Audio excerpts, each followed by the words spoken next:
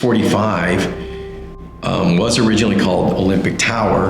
Olympic Tower was by SOM in the 1970s. It was the first modern mixed-use project, especially on Fifth Avenue, because it had an office building with a high-end condominium building up on top of it. And that was a very unique at the time, but it had a very large public space at the base of the building, play it forward. And that public space had not kept up with the times. It didn't look good.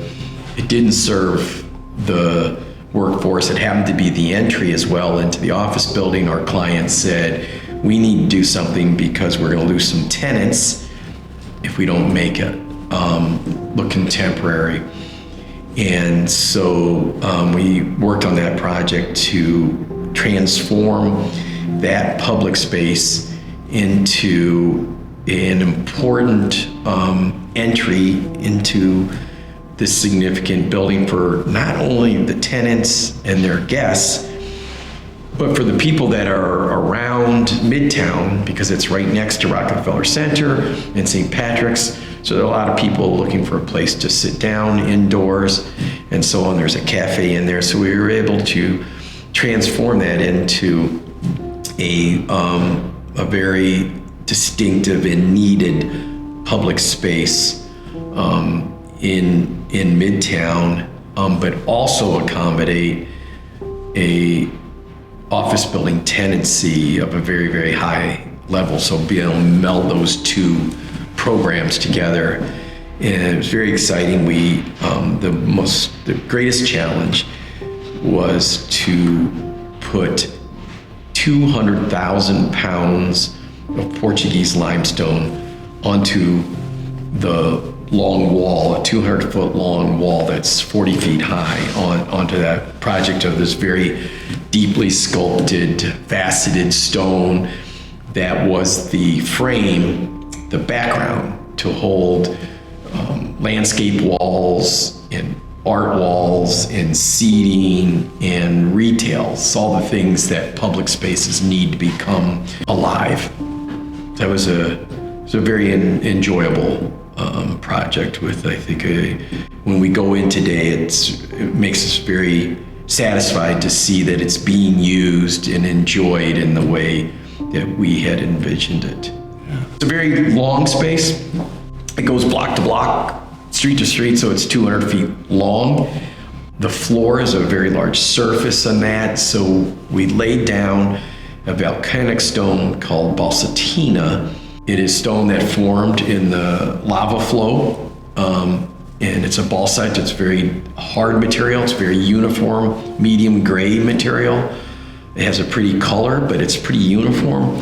So to bring life and activity into it, we inserted marble, white marble strips into it in kind of a random pattern that picked up the light from above, just to give it some activity. So you've got, balsatina, which is basically the early rock that formed the earth, and then you've got marble, which is the later version of it. And marble is a metamorphic stone, so they're ancestors of each other on the floor together. There's not an architect practicing today who doesn't have the overall steward of our environment in mind when we do this. That practice of rebuilding buildings, redeveloping, repurposing buildings, I think is the greenest architecture that we can practice. The embedded energy in an existing building is so enormous. Think about all the energy that it took to build that building, and then all the energy that it's going to take to remove that building. So if you take that away and you just tinker with it, you rebuild it, you have preserved all that embedded energy. I'm not saying all buildings have to stay, and we've done our share of new work, but if you're starting with preserving the embedded energy of that building, you're already ahead of the game. Now, after that, you've got to make it an energy efficient building in so many ways. New York City has a new local law 2025, buildings have to perform based on their carbon footprint, not at their energy consumption, but their carbon footprint. I think it's a very, very good progress in the way we're looking at buildings. It's very restrictive, but we'll figure out a way to comply, and new buildings and old buildings have to.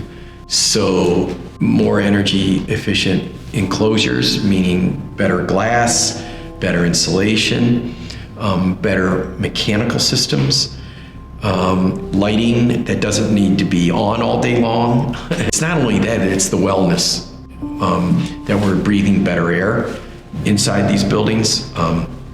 There was an article in the paper today, New York Times, graphically showing the particulate in the air of major cities throughout the year. And New York performs reasonably well.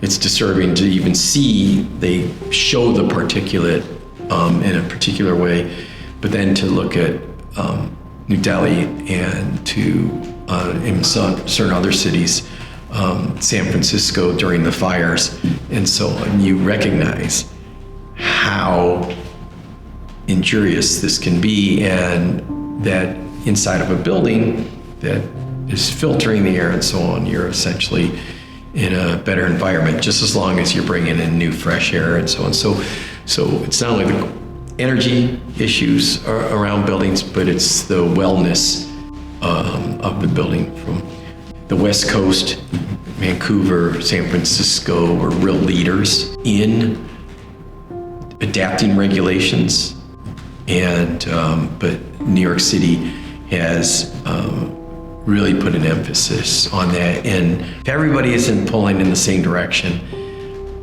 you're not going to have an effective product. And the architect is still the one that has to synthesize all of that, because the building has to perform, right? And the architecture has to perform. The vision for the project is really a marriage of the client and the architect, though. Great, you think about the great buildings in the world, there was a reason for them. Hadrian said, I need a temple for all the gods. And from that, the Pantheon was born. The architect just didn't build the Pantheon there. He got direct orders to do it. And I still think, all the great buildings, the Seagram building came from the Brahmins' requirement to have a special building in New York City and so on. So the best buildings come from that. The Kaufman's interest in the waterfall, you get falling water and so on. So it's a real team effort. An architect might doodle a great building, but a piece of paper doesn't mean anything unless you have a client to build it. It was such a pleasure to speak with Dan Shannon from MdeAS Architects. Thanks for watching AL13 Showcase, featuring architects in your city doing their best work to make your city a better livable place. If you enjoyed this video, make sure to give us a like, tell us what you liked about it in the comments, and for more weekly content, make sure to hit subscribe.